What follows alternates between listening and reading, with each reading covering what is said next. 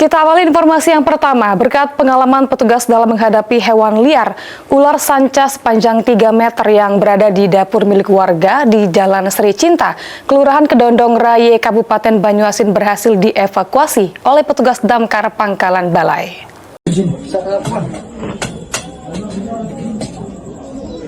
Pemadam kebakaran Pos Induk Pangkalan Balai berhasil mengevakuasi ular sanca sepanjang 3 meter di dapur milik warga di Jalan Sri Cinta, Kelurahan Kedondong Raye, Kabupaten Banyuasin.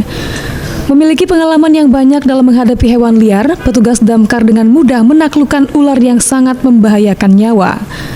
Komandan Regu Pos Pangkalan Balai, Rianto, mengatakan proses evakuasi ular sanca memakan waktu selama 10 menit. Bermodalkan stik penjepit untuk mengambil ular sanca yang berada di dapur rumah warga, petugas tidak mengalami kesulitan saat menaklukkan ular sanca. Ditambahkan Rianto, meskipun tidak memiliki bisa, ular sanca juga berbahaya dan mengancam nyawa. Ular sanca masuk ke dalam rumah warga. Setelah itu saya dan anggota menuju ke TKP untuk mengevakuasi ular tersebut.